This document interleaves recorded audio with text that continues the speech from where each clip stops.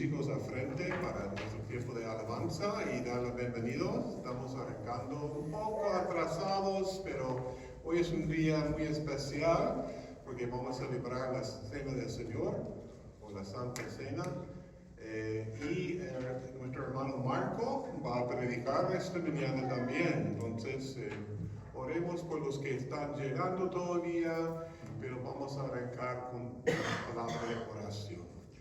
Oh Señor, damos gracias por tu presencia con nosotros, Señor. Señor, es nuestro deber y privilegio de levantarnos y juntarnos y darte la alabanza, Señor. Gracias por tu presencia en este momento, Señor. Gracias para que nosotros podemos darte la alabanza y escuchar tu palabra, Señor. Y después examinar cada uno su mismo para participar en la cena del Señor. Señor, siempre es bueno con nosotros. En el nombre de Jesucristo oremos. Amén. Amén.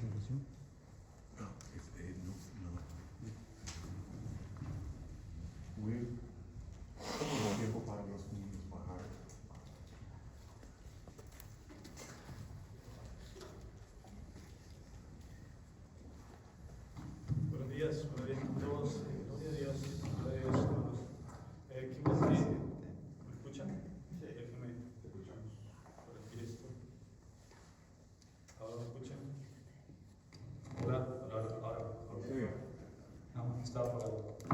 Oh, gracias. Buenos días nuevamente, hermanos. Qué bueno que estén aquí. Muchos de nosotros hemos venido de viaje, muchas cosas que contar, ¿verdad? Buenas noticias. Nos alegramos por los que han venido de viaje en este tiempo. Entonces, permítanme recordarles, hoy continuamos la prédica del Sermón del Monte. Es la oración y la regla de oro. Permítanme leerles el capítulo, acompáñenme a capítulo 7, del versículo 7 al 12, es la oración y la regla de oro. Dice el Sermón del Monte. Lo siento.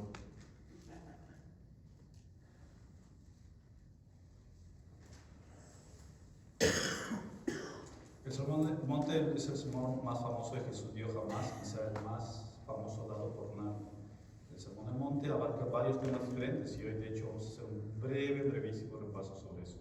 Un resumen del Sermón del Monte es que vamos a hacer una sola frase: cómo vivir una vida dedicada y agradable a Dios, libre de hipocresía, llena de amor y de gracia, y llena de sabiduría y discernimiento. Entonces permítame leerles este párrafo. Les pido que me puedan acompañar con sus Biblias. Usualmente usamos la Reina Valera 60.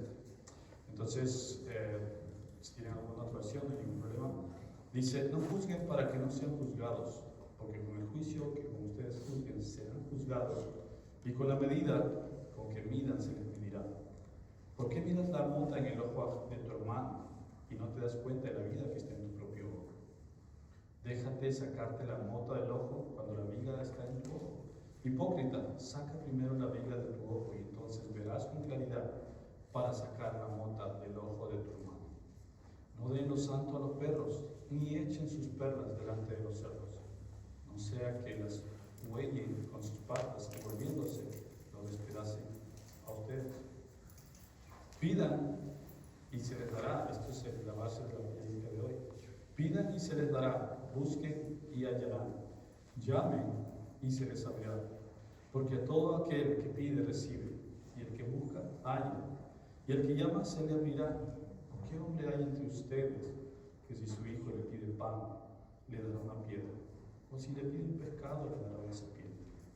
Pues si ustedes, siendo malos, saben dar buenas dádivas a sus hijos, ¿cuánto más su Padre, que está en los cielos, dará cosas buenas a los que le piden?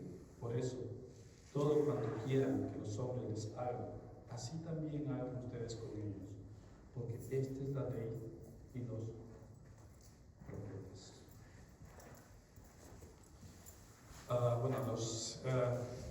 Una de las, decía al inicio, una de las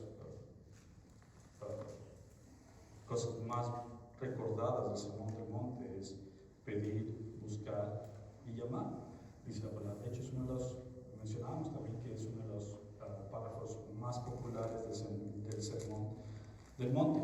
Ha sido para muchos de mucho consuelo, de ayuda para muchas personas, de alivio para muchas personas. Pero también es una de las citas que también se ha tergiversado. Es como muchas veces se usa esta frase de pedir, buscar y llamar. ¿Cómo le enseño? Yo le enseño a mi hijo, a mis hijos, le enseño pedir, buscar y llamar.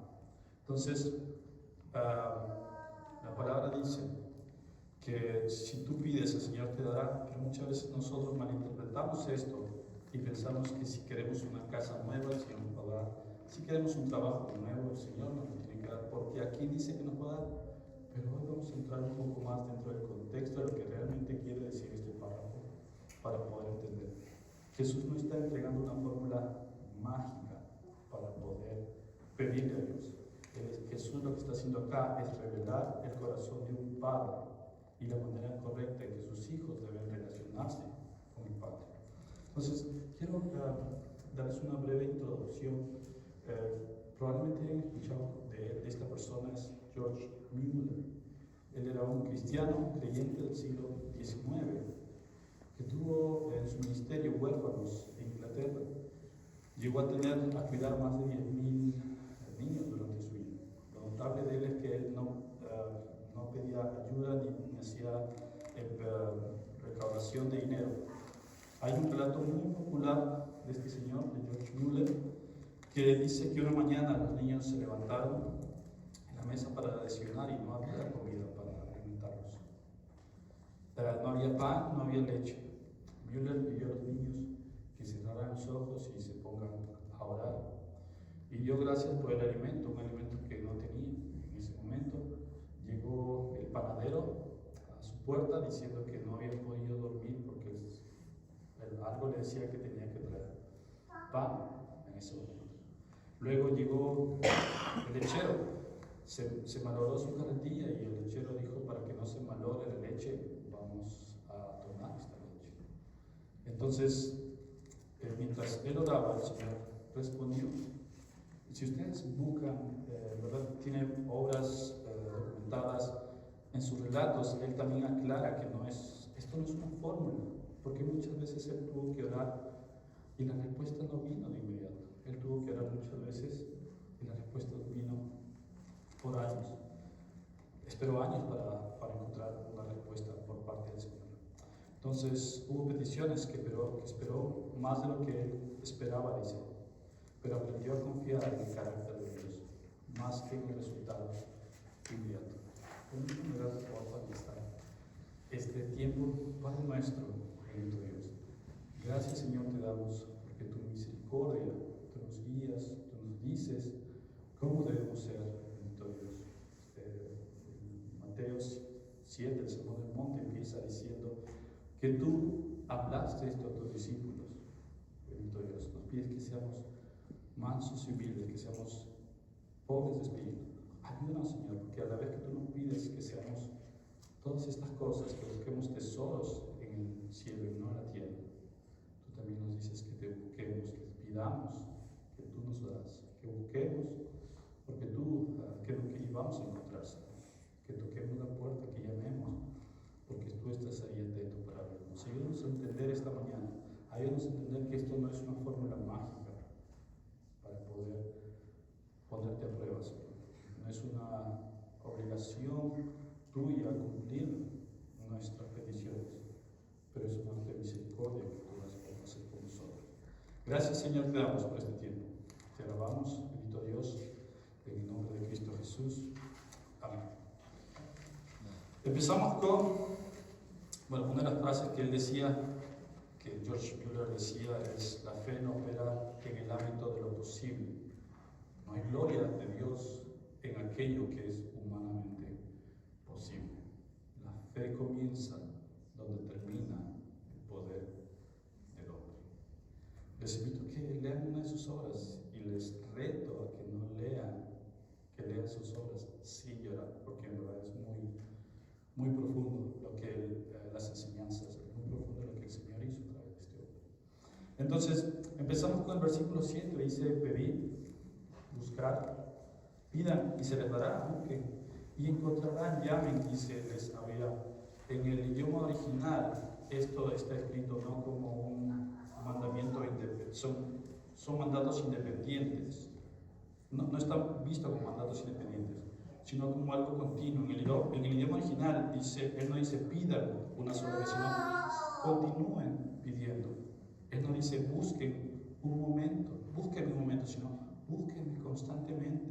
No dice toquen una sola vez, sino sigan llamando. Es una restricción que nuestro idioma nos da. En el idioma original, los discípulos, las personas, la audiencia original, entendían que esto no se refería a un caso particular. Pídeme, busca y llama, sino es que era algo continuo. Ellos entendían que lo que quería el Señor era buscar una relación constante. No es una petición de una sola vez. No era una petición de pedir para que te den ese mismo momento, sino era algo que debías construir con el tiempo. Una relación, nuevamente una relación con el Señor. Pedir habla de dependencia. El que pide reconoce que no tiene en sí mismo lo que necesita. El que pide reconoce que necesita de un Salvador. Pedir es confesar la pobreza de espíritu. Es decir, Señor, yo no puedo vivir este llamado con mis propias fuerzas, porque sin ti no puedo hacerlo. Buscar habla del deseo, no solamente de estar quieto, sino de de moverse, de ser activo en buscar al Señor. No es ser pasivo, es un hambre espiritual. Decir, Señor, no solo quiero recibir al pedirte, quiero conocerte, quiero tu justicia, quiero tu reino. Por eso la bienaventuranza dice, bienaventurados los que tienen hambre y sed de justicia, porque serán saciados. Llamar habla de cercanía, es saber que cuando tú tocas se te va a abrir la puerta. Un ejemplo escuché hace un tiempo, decía este pastor, imagínense que yo voy a la Casa Blanca, decía, si yo toco la puerta, yo digo, yo conozco al presidente, él me dice, ya ahí, entonces, qué bueno, felicidades, ¿verdad? Y probablemente no me dejen entrar. Pero ¿qué pasa si es que el presidente que está dentro dice, yo conozco al que está afuera, déjenme entrar? Entonces, este es un llamado, lo que nos dice el Señor. Llama y se te abrirá, porque el que está dentro te conoce y Él quiere una relación contigo. Entonces, pedir y buscar y llamar, entendemos que en el contexto que Jesús dice en la audiencia original era una relación constante. Y vamos a ver también qué se refiere exactamente, qué debemos pedir, qué debemos buscar, qué debemos llamar. Debemos pedir una casa nueva, un trabajo nuevo, un viaje nuevo. Vamos a verlo más adelante. Y no solamente esto, sino que en el versículo 8 continúa con una promesa. No es una alternativa, es una promesa. Dice, pide, busca y llama, porque aquel que pide recibirá, y el que busque hallará, y el que llama se le abrirá. El Señor te da la garantía, la promesa, que si lo buscas a Él, que si pides a Él, si lo buscas y si llamas conforme a su voluntad, Él estará ahí. Mateo dice nuevamente, todo el que pide recibe, el que busca halla, y al que llama se le abrirá. Esta no es una opción, es una promesa que nos da el Señor. Jesús nos está prometiendo que siempre recibiremos lo que vamos a pedir. No siempre vamos a recibir lo que imaginamos o lo que estamos esperando. Lo que Jesús está diciendo es algo más profundo, que ningún clamor sincero dirigido al Padre cae al vacío, que ningún corazón que busca a Dios con humildad será ignorado, que ninguna puerta que el Padre deba abrir para nuestra vida permanecerá cerrada para siempre. Entonces, el segundo punto que quería tocar en este tema, en este día, el primer punto, es nuevamente enfocarnos para quién estaba dirigido, cuál era la audiencia original. Eso está dirigido para todas las personas en el mundo, está dirigido para los creyentes y no creyentes. Si vemos en el versículo 5, el versículo 1 y 2 de Mateo, donde empieza el Sermón del Monte, dice, viendo la multitud, subió al monte, y sentándose vinieron a él sus discípulos, y abriendo su boca les enseñaba. Entonces, Jesús está hablando efectivamente a la multitud, pero se estaba dirigiendo especialmente a sus discípulos. Él estaba describiendo cómo vive alguien que ha sido llamado al reino de Dios. Eso significa algo muy importante. Este pasaje, en primer lugar, va para aquellos que han oído la voz de Cristo y desean seguirlo. Jesús no está enseñando aquí cómo obtener cosas de Dios. No está enseñando, otra vez, no está enseñando una fórmula mágica de cómo recibir cosas por parte de Dios. No está diciendo que no necesitas una relación con Dios para que esto se cumpla. Él está diciendo que esto es para los hijos de Dios. Pero también hay esperanza en esto. Lo hermoso de esto es que, aunque el pasaje esté dirigido a sus discípulos, también abre una puerta para quienes no creen. Porque cuando Jesús habla de Dios como Padre, está invitando a una relación. La pregunta es implícita. ¿Quieres vivir así? ¿Quieres vivir para Cristo? ¿Quieres conocer a Cristo? Es como si Jesús dijera, si tú reconoces que no puedes vivir bajo tus propias fuerzas, si tú tienes hambre de algo más de este mundo, entonces ven con el Señor. Es la esperanza que nos da el Señor para quienes oyen su voz. Alguien dijo una vez El corazón del hombre tiene un vacío en forma de Dios. Muchas veces nosotros tratamos de buscar cosas en lo exterior, pero Jesús te dice, pide, busca y llama, que estoy aquí para que necesita, que estoy aquí para que busca, y abriré la puerta para que llame. Entonces, ¿qué tengo que hacer? La palabra dice creer en el Hijo de Dios, creer en el unigénito. La palabra dice que aquel que cree en Él no tiene condenación, pero el que no cree en Él está condenado a la muerte eterna, a la segunda muerte. Entonces, hemos visto que esto va dirigido a los discípulos, ¿verdad? Inicialmente la audiencia original es a los discípulos, y en aplicación hacia nosotros esto va dirigido a los que creen en Cristo, y es una esperanza para quienes no creen. Y también esta fracción que estamos leyendo, del 7 al 12, muchas veces se toma como un paréntesis aparte, pero realmente tiene mucho que ver con el contexto de lo que está hablando Jesús en Mateo, en el Sermón del Monte. Jesús no está cambiando de tema, Jesús lo que está haciendo es cerrar lo que empezó en el Sermón del Monte. Jesús no está diciendo pide cualquier cosa y Dios te dará lo que tú quieras. Jesús está formando en nosotros un corazón que confía, que persevera y que conoce al Padre. Y aquí es donde necesitamos recordar algo fundamental. El texto no está aislado a lo que el Señor dijo nuevamente en el Sermón del Monte. Bienaventurados los pobres de espíritu, dice. Bienaventurados los mansos. Bienaventurados los que tienen hambre y sed de justicia. Jesús habló de la ira, del adulterio del corazón, del perdón, del amor al enemigo. Recuerda que los estándares de Dios son tan altos que pensar en pecar, dice, ya estás pecando. Entonces la palabra dice, Dios es santo, santo, santo. No hay ningún otro atributo que se repita de esa manera. No dice Dios es poderoso, poderoso, poderoso. La palabra no dice Dios es omnipotente, omnipotente, omnipotente. No porque esté limitado, sino porque la santidad, quiere resaltar la santidad de Dios. Entonces, otra vez, los estándares son tan altos que pensar, ya estás pecando. Entonces, ¿cómo podríamos nosotros cumplir estas bienaventuranzas? ¿Cómo podríamos nosotros orar, hágase tu voluntad? ¿Cómo nosotros podríamos buscar los tesoros del cielo y no de la tierra? ¿Cómo podemos vivir sin afán?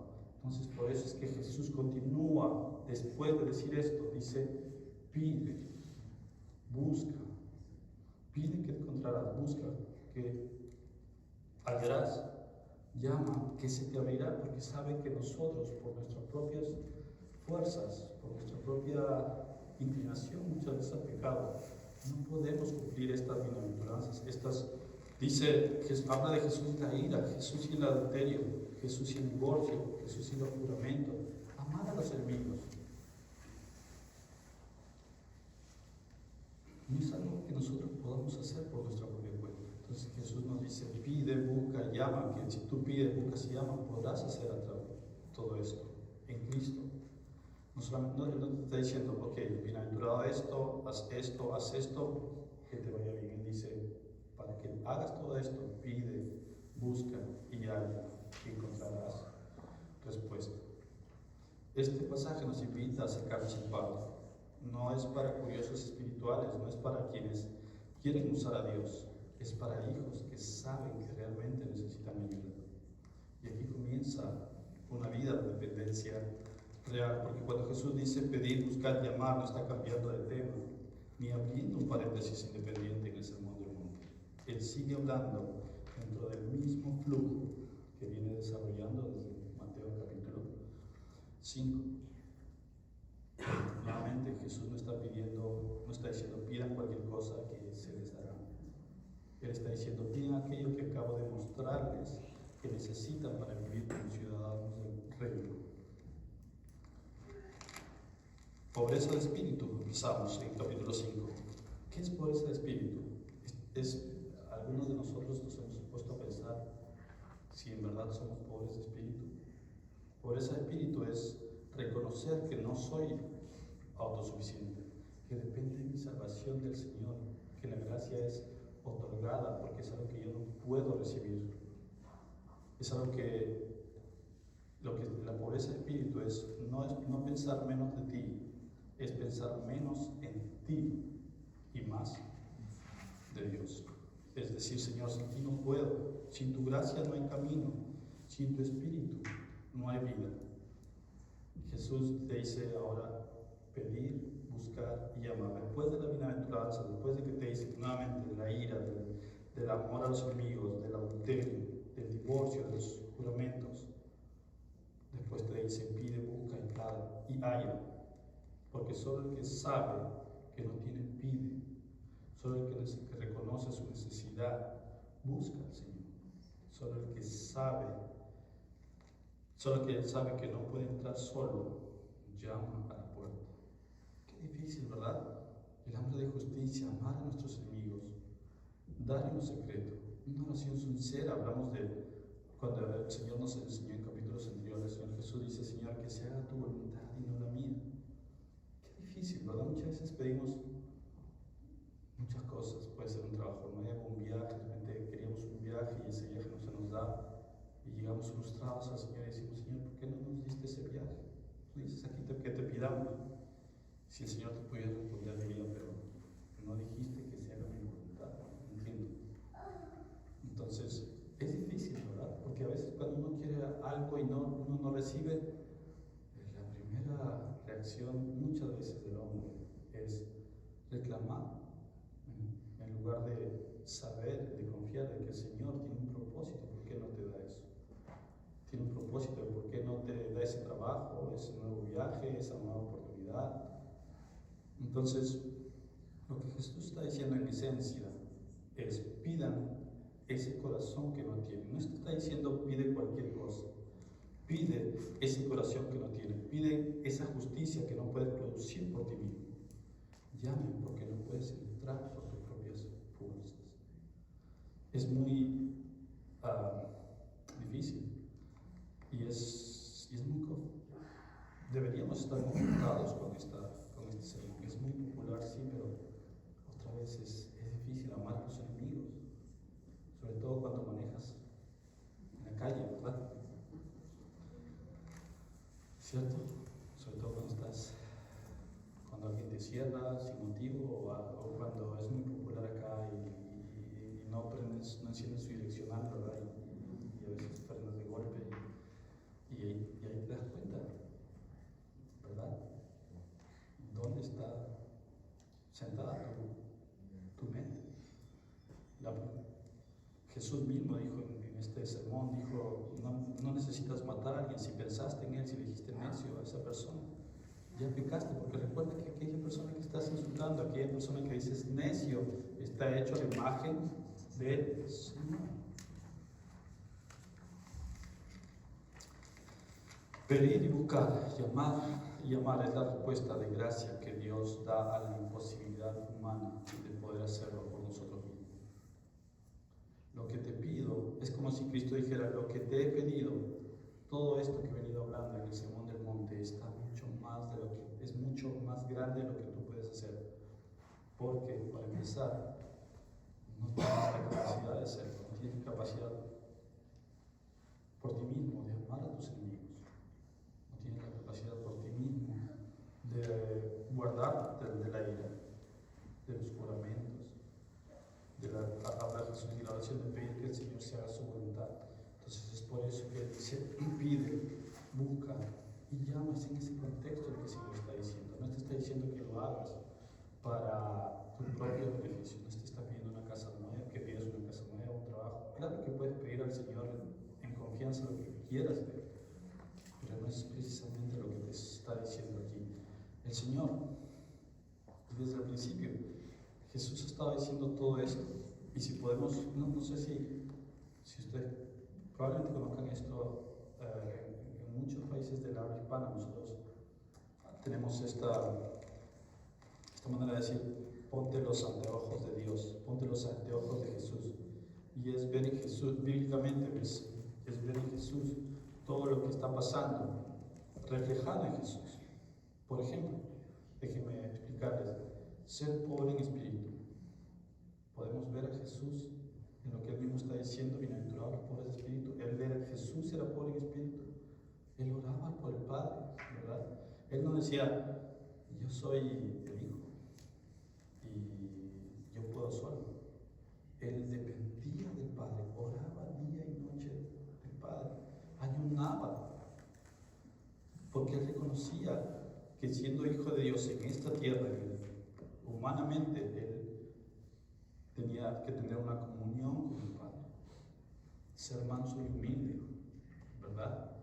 Bienaventurados los mansos, ¿verdad? Que podemos ver a Jesús en esta parte. Isaías dice, y Jesús lo cumplió, como cordero fue llevado al matadero y no abrió su boca. Sin embargo, también dice tener hambre y sed de justicia. Bienaventurados los que tienen hambre y sed de justicia, porque serán saciados. ¿Pueden ver esto en Jesús? Recuerden que Jesús efectivamente fue manso y humilde de corazón, pero no tuvo ningún reparo en quitar y azotar a los mercaderes que estaban en el templo. Amar al enemigo. ¿Recuerdas? Jesús estaba en la cruz. Después de todas las cosas que había hecho por el pueblo, lo habían crucificado, lo habían humillado. Esos mismos que decían Hosana en la entrada triunfal eran los mismos que dijeron mátalo, mátalo. Cuando él estuvo en la cruz, él decía, Señor, perdónanos, porque no saben lo que hacen. Amar a los enemigos. Puedes ver a Jesús en todo esto. Orar con un corazón sincero. Recuerda la noche antes de que Cristo sea crucificado. El Señor dijo, Señora, si es tu voluntad, aparta de mí esta copa. Pero que sea tu voluntad. Vivir sin afán. ¿Recuerdas cuando Lázaro le dijeron que Lázaro estaba enfermo? Jesús no fue de inmediato, ¿verdad? Está enfermo, ¿qué? Ahí voy. Y se fue 2 o 3 días después, ¿verdad? Cuando ya estaba muerto. Acumular tesoros en el cielo. Jesús dijo, las lobas tienen sus nidos, las lobas tienen sus guaridas, las aves tienen sus nidos, pero el Hijo de Dios no tiene dónde reposar su cabeza. Entonces, viendo que Jesús habla de todas estas cosas, es algo que él mismo vivió, no son mandamientos nuevos, de hecho. Y él dijo, no voy a abolir la ley, vengo a cumplir la ley. Y él era el cumplimiento de la ley. Y así como era el cumplimiento de la ley, era el cumplimiento de todas las cosas que viene hablando en el Sermón del Monte. Pide, busca y halla. Y recuerda que no solamente esta palabra, este párrafo está ligado al contexto de Mateo del capítulo 5 del Sermón del Monte, sino está en el contexto completo de la Biblia. Al final, precisamente de este capítulo, dice, esto mismo hagan ustedes con ellos, porque esto se resume en la ley y los profetas. ¿Recuerdas que hablábamos también de amar a los enemigos? ¿Recuerdas que la palabra vecino en el original era rea, que era lo mismo que hablar del prójimo?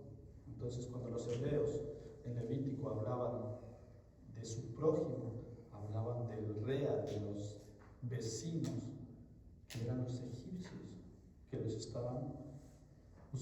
los habían usado como esclavos. Pero la palabra dice que ellos eran su prójimo, y Jesús decía, ama a tu prójimo. Todo está ligado, todo esto no solamente está ligado al contexto de la audiencia de ese tiempo, sino está ligado a la palabra como todo. De hecho, en Isaías dice, buscar a Jehová mientras puede ser hallado, llamadle en tanto está cercano. En el Salmo 34 dice, clamaron los justos y Jehová oyó y los libró de todas sus angustias. Santiago 4:8 dice, acercaos a Dios y Él se acercará a vosotros. Acercaos a Dios y Él se acercará a vosotros. Jesús no está diciendo algo nuevo, Jesús está diciendo algo que engloba toda la palabra, que una y otra vez el Señor nos recuerda en la palabra. Desde Génesis hasta Apocalipsis, Dios se revela como un Dios que responde al que clama con humildad. Así que este pasaje es para el creyente débil que necesita incluso aprender, discípulo cansado que ha intentado vivir con sus propias fuerzas, y también para el que aún está lejos, para que comience a sentir hambre de Dios. Entonces, déjenme hacer un pequeño resumen. En la primera parte hablamos que pedir, buscar y hallar no era una fórmula mágica que debemos decir a Dios y que Él tiene que cumplir lo que nosotros queremos. La segunda parte era el contexto, que esto de pedir, buscar y hallar era dentro del contexto de lo que viene diciendo Jesús en el Sermón del Monte. La tercera parte era lo que viene a ser dentro de un contexto total, no es algo independiente que Jesús está diciendo. Y entonces, cuando leemos pedir, buscar y hallar, entonces, ¿qué debemos pedir? ¿Qué debemos buscar? ¿Y por qué debemos de llamar? Hasta aquí hemos visto que pedir, buscar y llamar no es una fórmula mágica, sino una vida de dependencia. Pero ahora surge otra pregunta honesta. ¿Significa que Dios me dará todo lo que yo pida? Lo dice ahí, pide, busca y llama. La Biblia misma nos responde con claridad. Si me acompañan en Santiago 4:3, dice: pedís y no recibís, porque pedís mal, para gastar en vuestros deleites. Este versículo no está contradiciendo lo que Jesús dice. El problema no es pedir, el problema es por qué estamos pidiendo. ¿Estamos pidiendo para satisfacer nuestros caprichos, nuestros propios deleites? ¿O estamos pidiendo para la extensión del reino, para la voluntad del reino, para que el Señor haga lo que quiere hacer en nosotros? Mateo 6:10 dice: hágase tu voluntad, como en el cielo, así en la tierra. Entonces, cuando Jesús dice pide, busca y llama, no está diciendo pide más comodidad, busca tu propio beneficio. No está diciendo llama para que Dios se adapte a tus planes. Lo que Jesús está diciendo, pide lo que necesitas para vivir como hijo del reino, como el hijo de Dios. Busca la justicia y el carácter del corazón de Dios. Llama porque sabes que no puedes entrar por tus propias fuerzas. Esto habla de una dependencia total de Dios, de pedir, de hacer y de llamar, porque el Señor está ahí. La Escritura nos muestra que incluso hombres más fieles enfrentaron este proceso. Hombres de Dios, hombres que han escrito cosas que nos han bendecido. Pablo les hablaba de un aguijón de la carne, que había una prueba persistente que lo afligía. Y él dijo en 2 Corintios 12, versículo 8, dice: respecto a lo cual 3 veces he rogado al Señor que lo quite de mí. Y me ha dicho: bástate de mi gracia, porque mi poder se perfecciona en la debilidad. Pablo pidió y Dios dijo no. Pero dice también, Pablo aprendió que la gracia de Dios era suficiente y su mirada fue levantada por encima de lo inmediato. Por eso él pudo decir más adelante en Colosenses, dijo: sí, pues habéis resucitado con Cristo, busca las cosas de arriba, donde está Cristo sentado a la diestra de Dios. Poned la mira en las cosas de arriba y no en las de la tierra. Filipenses, ¿verdad? Filipenses nos habla, es la parábola de la epístola del gozo. Pablo era el que estaba en la cárcel y Pablo era el que desconsolaba a los que están afuera. Si tú estás en la cárcel, lo que tú esperas es que los que están afuera vengan y te den ánimo. Esa es la paradoja de Filipenses. Pablo, estando en la cárcel, es el que estaba dando ánimo a los que están afuera. La carta que les escribe es de mucho de gozo. Es por eso que es llamada la epístola del gozo. Porque es Pablo quien, estando dentro de la cárcel, era quien estaba con gozo. Sí, probablemente él pedía que sea liberado, pero su mirada estaba en las cosas de arriba y no en las cosas de la tierra. sabía que lo que estaba haciendo, Dios lo estaba usando para ser transformado. Y mucho de lo que él escribió ha sido de mucha bendición para nosotros también. Pedir bajo la conformidad y la voluntad de Dios no es algo fácil. Pero Dios no siempre nos da lo que pedimos o lo que queremos, pero siempre nos da lo que necesitamos para ser transformados a la imagen de su Hijo. ¿A quiénes? A los que creen en su Hijo como único Salvador. Jesús no nos promete una vida sin dificultad, nos promete a un Padre presente en cada dificultad. Todas estas cosas que nosotros pasamos, sean buenas o malas, es siempre para acercarnos a la imagen de su Hijo.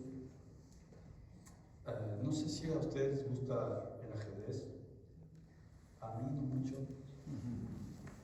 pero hay un documental en YouTube que pueden verlo, en la India, que culturalmente les gusta este juego. Bueno, ya saben que a mí me gusta el ajedrez, era una broma, que en la India culturalmente ellos practican mucho el ajedrez, pero así también tienen sus fábricas que hacen estas piezas de ajedrez. Son piezas muy hermosas.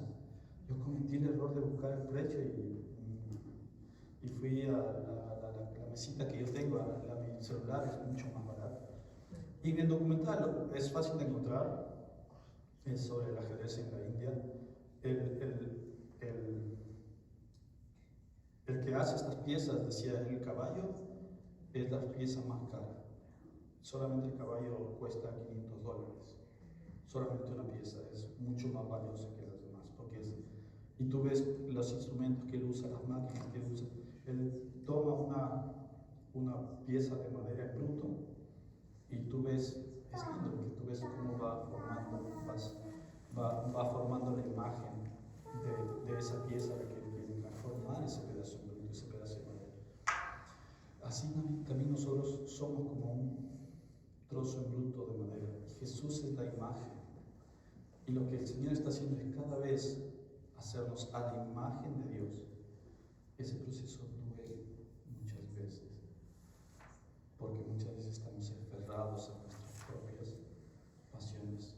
Y a veces el Señor usa la prueba para que en ese molde, mientras te va formando, eso no es algo fácil de pasar. Porque te va quitando tus imperfecciones, te va quitando algo por lo que has vivido por mucho tiempo, pero poco a poco el objetivo es ser más a la imagen de Dios. A veces pedimos que el Señor nos quite la tormenta que estamos pasando, que nos quite esa enfermedad que estamos viviendo, que nos haga pasar por ese desierto porque vamos caminando. Pero muchas veces el Señor usa esas cosas para transformarnos a la imagen de su Hijo. Permítanme contarles una historia breve. Hace un par de años estaba con mi hijo en Indian Mound, en Silver, está aquí media hora. Ana todavía estaba en la barriga, ella todavía no nacía. Entonces yo vi el clima, dice, soleado. Entonces me dio por ir con mi hijo a Indian Mound y fuimos caminando. Caminando entre comillas, porque caminar por él es que yo lo cargue o lo tenga en mis hombros. Pero es lindo siempre yo sé el camino que lo cargo. Estábamos en medio del bosque y de pronto empieza a nublarse, de pronto empieza a caer llovizna, se empieza a oscurecer de pronto y empiezan los relámpagos. Es cuando decidí regresar al auto. Y en el camino, mi hijo pegó el grito, se asustó mucho.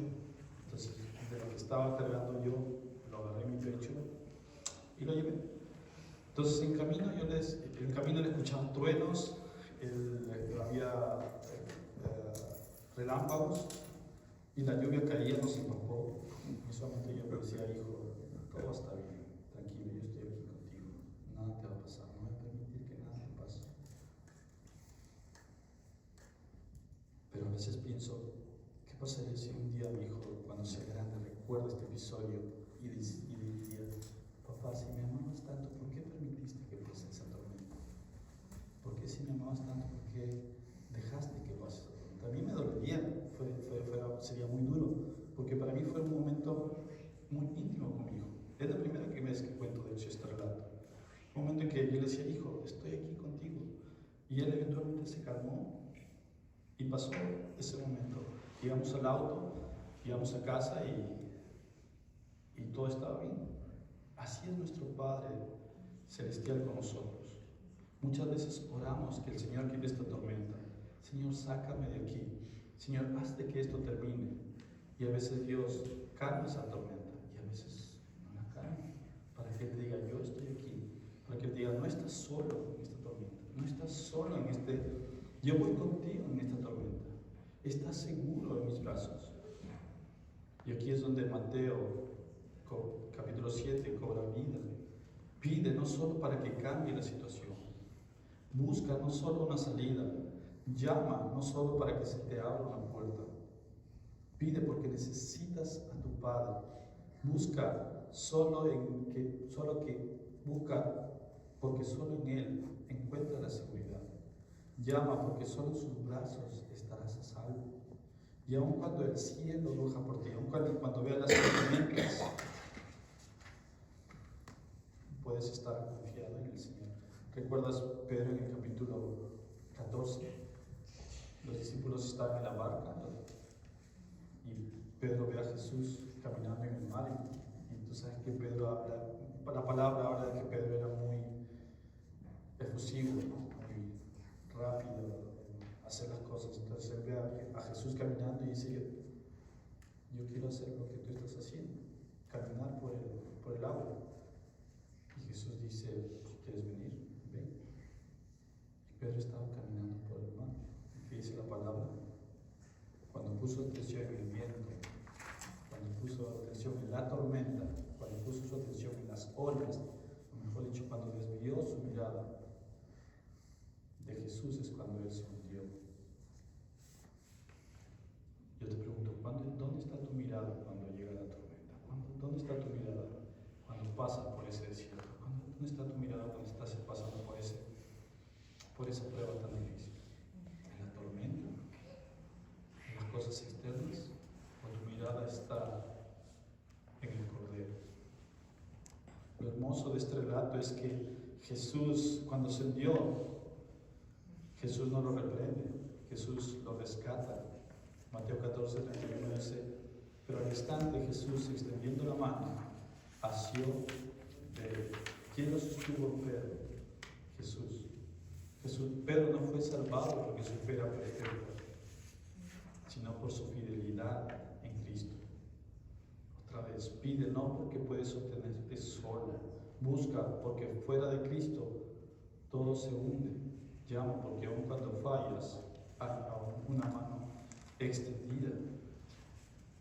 El Señor es fiel y justo. El Señor nunca cambia, dice la palabra.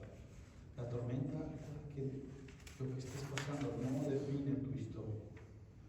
Lo que define tu vida es el Cordero que te sostiene y está ahí y te dice, pide, busca y halla, y aquí estoy para quienes creen en el Hijo de Dios como Salvador.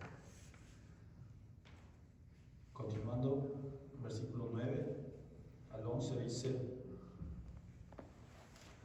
capítulo 7, versículo 9 al 11, ¿quién de ustedes, si su hijo pide pan, le da una piedra? O si le pide un pescado, le da una serpiente. Pues si ustedes, que son malos, saben dar cosas buenas a sus hijos, ¿cuánto más su Padre que está en los cielos dará cosas a los que le piden? Esto habla del corazón del Padre. Entonces Jesús nos lleva al centro de todo este pasaje. No es una técnica de oración, no es la intensidad de la fe que puede tener. Ahora está hablando del corazón de un padre. Él dice, si ustedes dan cosas buenas a sus hijos, que Dios, que los ama, un padre no responde con crueldad, un padre no regala, un padre no da algo que realmente no no se da algo a tus hijos que le haga daño. Generalmente el padre busca perfección. ¿Qué será el Señor? Que no solamente te creó, que no solamente te formó, sino que dice la palabra que entregó a su Hijo para que todo aquel que en Él crea no se pierda y tenga vida eterna. La sangre del Cordero fue derramada para quienes creen en Él. Dios no siempre da lo que pedimos, nunca nos da lo que puede destruirnos. Y es cierto, a veces pedimos pan y Él ve que eso sería una piedra en nuestro proceso y no nos lo da. A veces pedimos alivio inmediato. ¿Cuántos de nosotros no hemos pedido calma alguna vez? Y Él sabe que en ese momento la prueba producirá en nosotros algo más precioso que el alivio. El Padre sabe, el Padre no solo está interesado en tu comodidad, Él está interesado en tu transformación, para que día a día tú puedas parecerte a la imagen del Cordero. Aquí está la verdad que sostiene todo el mensaje. Dios no responde como un comerciante, Él responde como un padre. No da lo que su hijo exige, da lo que su hijo necesita. Si alguno tiene dudas de ese amor, pues mira la cruz. El que no escatimó ni a su propio hijo, sino que lo entregó por todos nosotros, ¿cómo no nos dará también todas las cosas? Dice Romanos 8:32.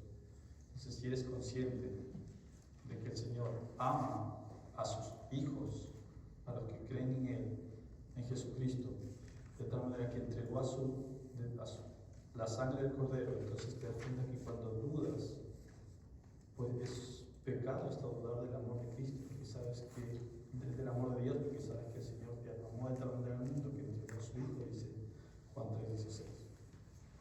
Y terminando en el versículo 12 dice, es la regla de oro. Así que todo lo que quieran que la gente haga con ustedes, eso mismo hagan ustedes con ellos, porque en esto es el resumen de la ley y los profetas. Jesús cierra este pasaje con una sola frase y otra vez es la regla de oro. En este versículo tampoco es un pensamiento aislado, no es un consejo moral suelto, es la consecuencia natural de todo lo que Jesús viene a enseñar.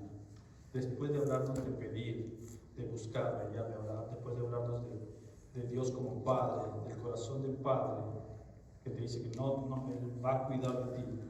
Después de mostrarnos que somos hijos cuidados, escuchados y sostenidos, Jesús en esencia está diciendo, ahora vive con otros como tu Padre vive contigo. Cuando Él dice, así que todo lo que quieran que la gente haga por ustedes, eso mismo hagan ustedes con ellos, porque en esto se resume la ley y los profetas.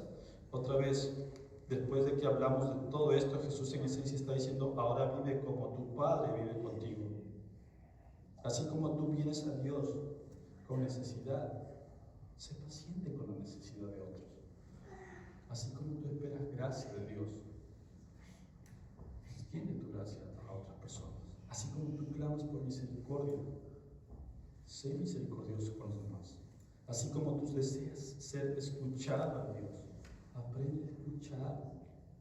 Jesús no está diciendo que una vida de oración, Jesús nos está diciendo que una vida de oración verdadera produce una vida transformada. La consecuencia de seguir a Cristo se ve reflejada en cómo tú hablas, cómo tú tratas a tu prójimo, cómo tú tratas a las personas. El que realmente pide al Padre aprende a tratar a otros con ternura. El que realmente busca a Dios empieza a reflejar su carácter. El que realmente llama a la puerta del cielo comienza a abrir las puertas en la tierra. No se trata de orar mejor, se trata de vivir diferente. Porque quien ha sido amado por el Padre aprende a amar. Si tú eres consciente del amor del Padre, de Dios hacia ti, aprendes a amar a las personas. Quien ha sido sostenido en la tormenta aprende a sostener a otros. Tú no sabes si esto que estás pasando puede ser de ayuda o de bendición para otras personas en el futuro y en el presente. Quien ha sido escuchado en su clamor ya no ignora el clamor ajeno. Esta es la evidencia de una fe viva. No solo pedimos al cielo, vivimos el cielo aquí. Jesús resume toda la ley y los profetas en esto. Vivir con otros como el Padre vive contigo. Vivir con otros como el Padre vive contigo. Y esa es la meta del Sermón del Monte. No formar personas religiosas, sino hijos que reflejen el corazón del Padre, que cada día se parezcan más a la imagen del Señor, en cada palabra, en cada relación, en cada decisión. Porque cuando aprendemos a pedir, buscar y llamar, también aprendemos a amar. Jesús no nos trajo aquí para dejarnos una técnica de oración. Nos trajo aquí para revelarnos a un Padre que dice, pide, busca y llama, y aquí estoy. No porque Él esté distante, sino porque, como le decía al inicio, Él busca siempre una relación con Dios. Este pasaje nos promete una vida libre de tormentas. No vas a pasar, no te dice que no vas a pasar desierto, no dice que si pides que pase esta necesidad, el Señor va a suplir esa necesidad. Lo que dice Él, yo estoy contigo, no estás solo. El reino no se hereda por capacidad, el reino se recibe por dependencia, la dependencia que nosotros tenemos al Cordero de Dios. Tal vez aquí hay corazones que han estado cansados de luchar solos, personas que han intentado vivir con sus propias fuerzas, creyentes que no saben, que saben que lo que Dios pide, pero sienten que ya no pueden más. Hoy Jesús te dice, pide, busca y llama, no para que controles a Dios, no para evitar el proceso, sino para aprender a vivir como hijo de Dios. Hermanos, la palabra dice que el que cree en el Hijo de Dios tiene vida eterna y el que no cree en Él está condenado. La palabra también dice que si crees en Él va a haber pruebas, va a haber tormentas, así como el hierro es pasado por el oro, es pasado por el fuego, es refinado por el fuego, así también nosotros seremos refinados. Yo espero de oro para que puedas repasar esto que el Señor te dice y que lo podamos aplicar en nuestra vida. No es fácil pedir la voluntad de Dios cuando uno necesita algo. No es fácil amar a tu Señor Dios cuando quieres hacer algo. Pero en el Señor podemos estar confiados. Pero también dice la palabra que quien no confía en el Hijo de Dios está condenado a la muerte eterna. La iglesia primitiva no decía ven, el Señor está de tu puerta esperando que lo abras. El mensaje de la iglesia primitiva era arrepiéntete y cree. Y eso, los que no creen Hijo de Dios, dice la palabra, que tendrán un sufrimiento eterno y consciente del infierno. No debemos creer por el castigo, debemos creer porque sabemos que el Padre nos ama de tal manera que envió a su Hijo para que todo aquel que cree no se pierda y tenga vida eterna. Entonces, hermanos, pide, hoy puedes pedirlo, puedes buscarlo, puedes llamarlo y Él estará ahí. Y Él lo prometió. Permítame orar, por favor, para terminar este tiempo. Padre amado, bendito Dios, gracias te damos.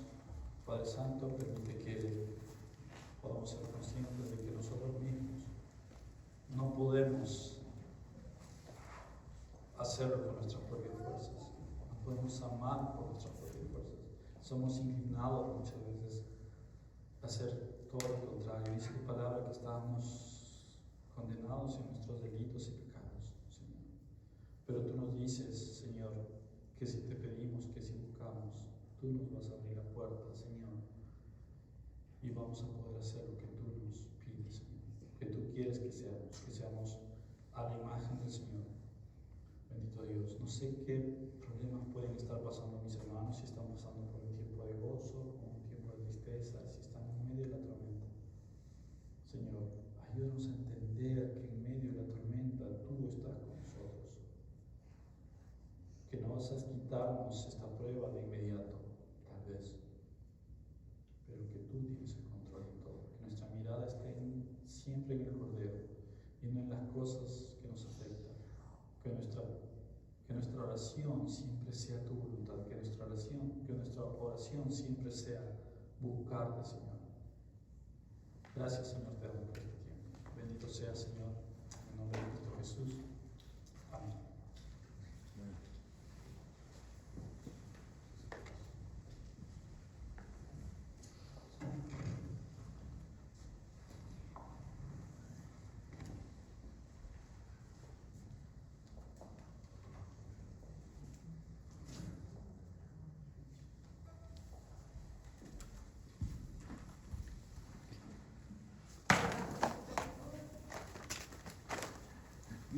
Hiciste un buen trabajo, hijo.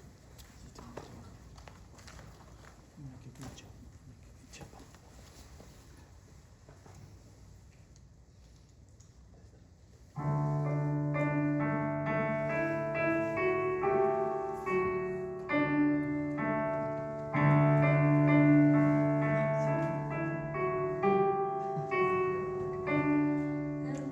Oscuridad está toda la humanidad.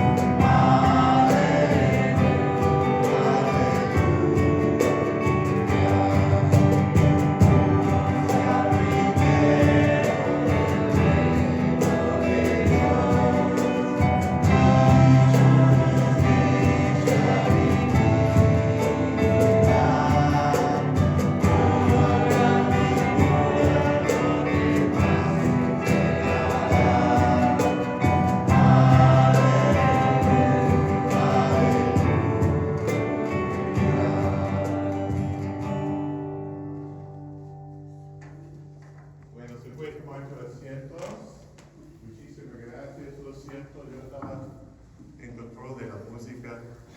Las notas enfrente no es mi don, pero ya estamos. Voy a pedir que Marco y Jorge vienen y sienten aquí enfrente con nosotros. Por favor, abren tu Biblia. 1 Corintios 11. Después vamos a hacerlo aquí. Vamos a hacer la Santa Cena hoy. Amén. Wow, es muy importante la Santa Cena. Nosotros en la Biblia tenemos dos ordenancias. El primero es bautismo, ¿verdad? El bautismo es la expresión públicamente que somos seguidores de Cristo. Pero el segundo es la Cena del Señor. Bueno, se puede usar ambas palabras, Cena del Señor, la Santa Cena, depende de qué culto viene o qué tipo de servicio, iglesia. Y es importante en estos momentos que nosotros hacemos tres formas de mirar. ¿Okay? El primero es mirar por dentro. Entonces vamos a ver en 1 Corintios 11 donde debemos mirar por dentro. Y después tenemos la responsabilidad y privilegio de mirar por atrás. La obra que Cristo hizo en la cruz para nosotros. Y finalmente miramos arriba, ¿verdad? Por su venida. Entonces, si podréis leer conmigo, se encuentra en tu Biblia, 1 Corintios 11, versículo 27. Dice que habla de un peligro de tomar la cena del Señor. No es solamente una forma de recordar memoria de lo que Cristo hizo para nosotros, pero es la forma que como comunidad que estamos unidos. Pero Pablo habla, él dice, de manera que cualquier comería este pan o bebería esta copa del Señor indignamente. ¿Qué palabra difícil, indignamente? Bueno, es tomarlo en una forma no correcta. Entonces, no correcto, ¿cómo es no correcto? No tomarlo serio, ¿verdad? No tomarlo como algo más de pan y nada más de vino, en este lugar es jugo. Él dice, indignamente ser culpable del cuerpo y de sangre del Señor. Por tanto, pruébese es reflexionarse, ¿verdad? Pruébese y bebe indignamente sin discernir el cuerpo del Señor. Juicio, comer y beber para sí. Entonces, Pablo da un recordatorio a nosotros. Tenemos que fijar por dentro cómo estamos en este momento. Si tengo algo en contra de otra persona, estoy enojado, molesto. Entonces, él dice, versículo 30, por lo cual hay muchos enfermos y debilitados entre vosotros y muchos duermen. Entonces, la forma de duerma ahí en la Biblia es un creyente que está muerto. El pago de pecado es la muerte. Entonces, tenemos que tomar el pecado muy serio y somos el cuerpo de Cristo.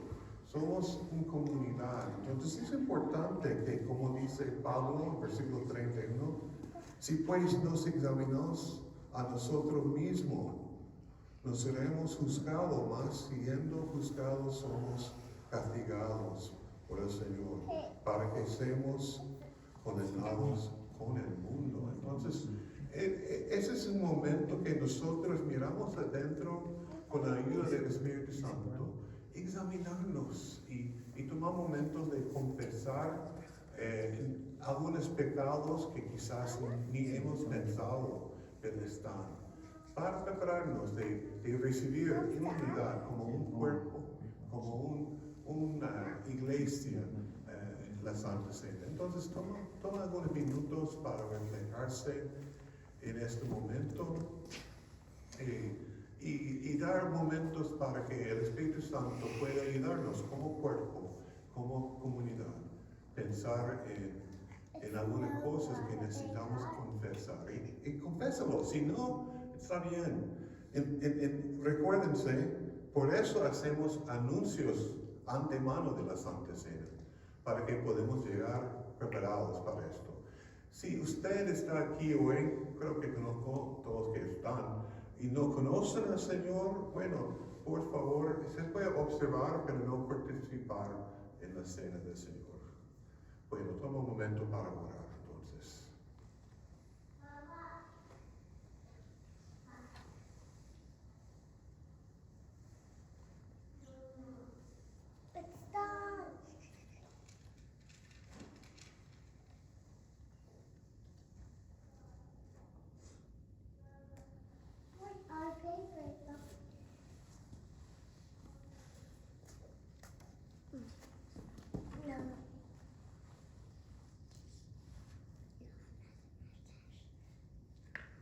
Señor, damos gracias por el cuerpo de Cristo, la sangre de Cristo, Señor.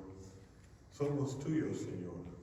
Somos una comunidad tuya, Señor. Es importante en este momento que estamos pensando no en división, pero en unidad. Señor, gracias por tu presencia con nosotros en este momento. No hay nada mágico o místico en los elementos, pero sí es un tiempo espiritual donde estamos buscando la unidad entre nosotros contigo. En el nombre de Jesucristo. Amén. Y voy a pedir que Marco y Jorge pasen enfrente y ellos van a ayudarnos en distribuir el pan. Por favor, sí. Marcos, si tú puedes empezar a ir y por fila, él puede ir contigo. El pan primero. Okay. El pan primero.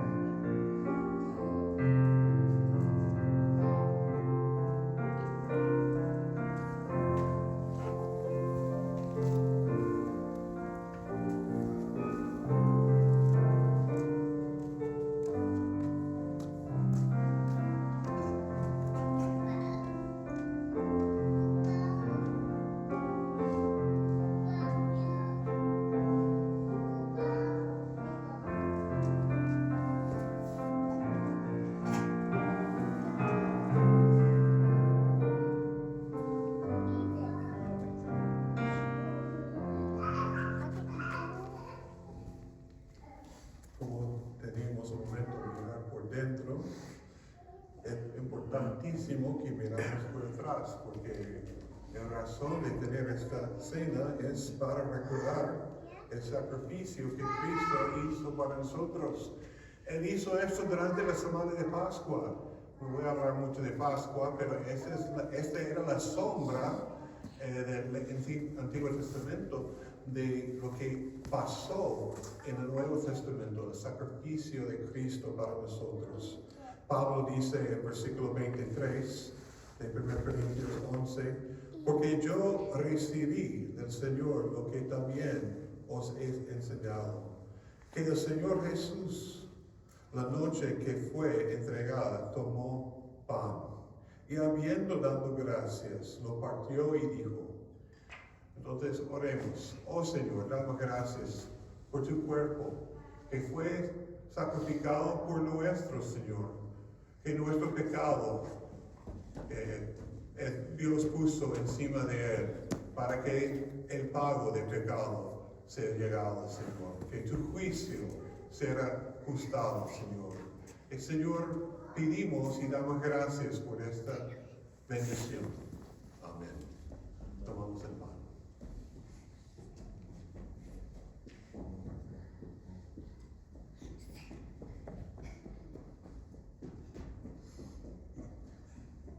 Así tomó también la copa después de haber cenado, diciendo, este es el nuevo pacto en la sangre. Haced esto todas las veces que beberéis en memoria de mí. Este nuevo pacto es muy importante para nosotros. Es la forma que relacionamos con Dios. Dios nos hizo en su imagen y Él se pone la regla y la forma que tenemos que relacionar con Él. Y es por su Hijo Jesucristo. Tomamos.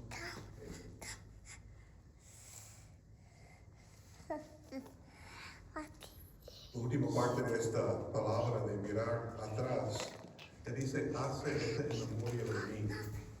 Qué importante. Qué importante para nosotros entender que la iglesia no es un club, no es algo social, es el cuerpo de Cristo que existe para anunciar su venida, su segunda venida también. Entonces, versículo 26 dice, así pues, todas las veces que comeráis este pan y beberéis esta copa, la muerte del Señor anunciará hasta que Él venga. ¡Qué promesa! No servimos un Dios muerto, servimos un Dios resucitado, que viene de nuevo. A mí me gusta terminar este tiempo en oración y después yo quiero que cada una salude a otra persona con la palabra Maranatha. ¿Qué quiere decir Maranatha? ¿Alguien sabe? ¿No? ¿Sí? Cristo viene. Entonces es un ánimo para nosotros. Puede ser hoy, es mi esperanza, ¿es tuyo? Oh Señor, damos gracias por este privilegio de celebrar la unidad en Cristo, Señor. Oh Señor, el mundo nos mira como raros, pero tú miras a nosotros como hijos, como parte de tu cuerpo, Señor. Señor, tenemos un deber de tratar uno a otro con amor. Y así el mundo va a vernos y decir, wow, son diferentes. Sí, somos diferentes. Somos apartados para amar, obedecer y seguir a ti. ¿Y cómo hacemos esto? Es por el sacrificio que hizo Cristo en la cruz. Oh Señor, damos gracias por el viernes donde Él entregó y pagó por mis pecados. Pero Señor, también regocemos en el domingo donde Él resucitó, Señor. Está vivo y viene de nuevo. Señor, ayudarnos a animar uno a otro en este conocimiento.